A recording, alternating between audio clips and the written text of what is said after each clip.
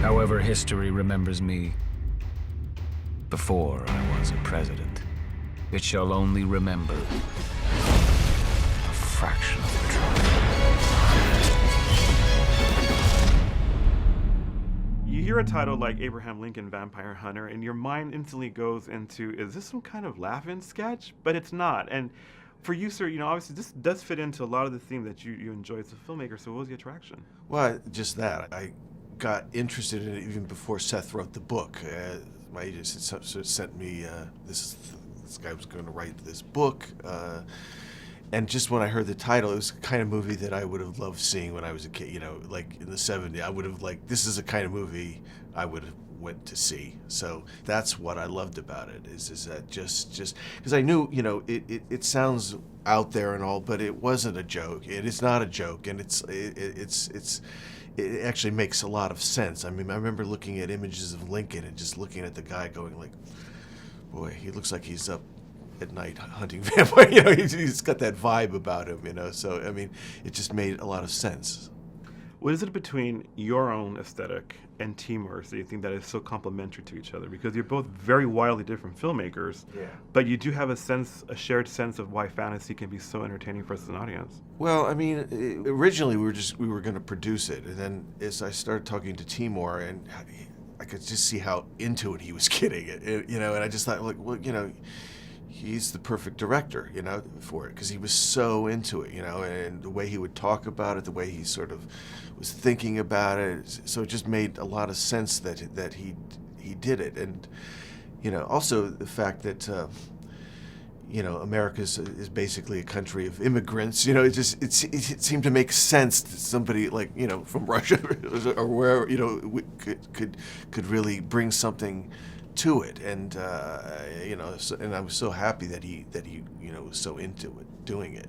Now, how do you lessen then the risk of what essentially is a genre remix? You're taking elements of a period piece, mixing it with an element of fantasy like a vampire, which quite frankly, I think we're on vampire overload. Yeah. But these vampires were scary as shit, to be honest. It brought the fear back in that respect. And so how do you keep a certain balance then? How important was it to keep a certain balance?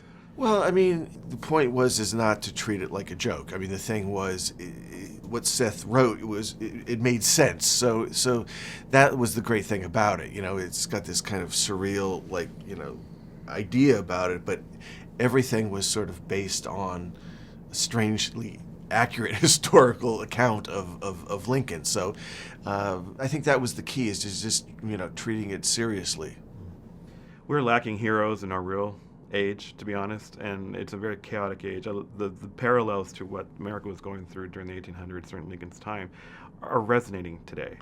And so for you, sir, what makes a hero heroic? What is it about this particular character in the film that we will champion as a hero? Well, I mean, that's the other thing that I liked about it. It's he's kind of like the original Batman in a way. He's a guy who's got a day job, and then he does this other thing, and I mean, like, I was a really lousy student, but like this sort of version of Lincoln sort of made me really interested in it, and it sort of kind of made it like something where it's like, well, it makes sense, and it's just somebody who has I think all heroes have a bit of a flaw, and obviously his mother was killed by a vampire, so everybody has something that kind of propels them to do something, and in his case, his mother was killed by a vampire, so that sort of set the course for his life in a way, which I think, so all heroes have some kind of, I think, trauma or something that propels them to do what they do. Does this continue to resonate for you then as a filmmaker? Do you like kind of like putting a flashlight on to the inner darker parts of ourselves? Because it still fascinates you all these years. These worlds are quite forbidding sometimes and quite challenging. So what is it about that engages you still as a filmmaker? Well, I mean, I think life is comprised of so many things, light and dark and funny and sad and dramatic, and I think I'm drawn to material like that, and that's what I liked about this. It has all the humor, it has everything in it at once, which I think that's, for me, what life is, really. One of the statements in the film that struck me quite hard was that everybody's a slave to something at some point, to that effect. I'm paraphrasing. Yeah, yeah. What are we slaves to then today? Are we still kind of living with a shackle of something? Well, yeah, I think it's a choice as well. I mean, you know, you can kind of, I think you can, you don't have to be. You can choose things that you don't have to be, I don't think.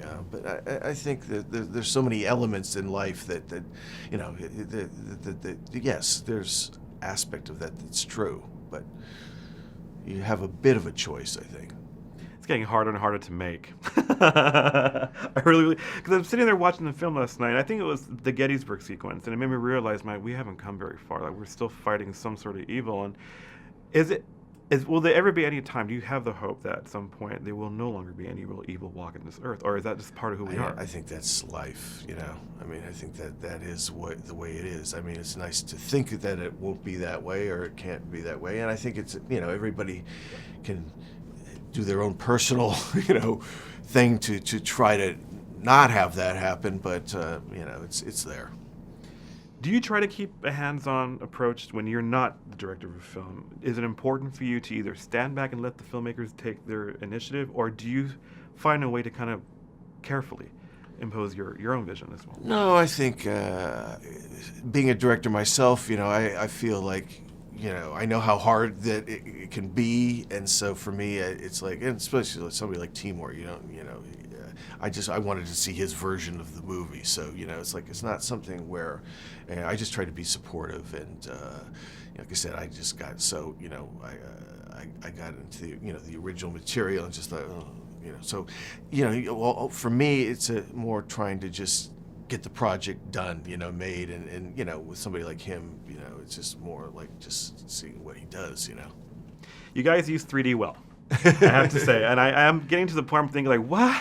Stop! It's bells and whistles, but I want to see what this is going to look like at home, and so I'm curious. For you as a filmmaker, this technology is obviously going to be a big part of what we're going to be watching for a while, and now that we're finding ways to bring it closer to ourselves at home, is a Blu-ray 3D version of this something that people really should kind of give a chance to? I think so. I mean, look, I'm not like one of these people that go like it's 3D or no, nothing. You know, I think that each project has its own energy and vibe, and so, you know, it can be a great element, and I think it's just about the project, you know, and some projects are good with 3D, some aren't, and you know, it's just another element. So, you know, you think about it, and you try to do something that makes sense and not just as an afterthought and all that sort of thing. So yeah, you know, I like the choice. You know what I mean? I think that people, you know, there's like this whole like movement for everything 3D, and I think that the choice is nice. You know what I mean? It's like people want to see it in 2D, 3D, whatever. You know, it's great. Is there pressure, Tim, do you think, now, because audiences really want to see spectacle? They want to be completely transported. And so there's some sequences in the film that aren't in the book that are actually quite elaborate and pretty freaking complicated.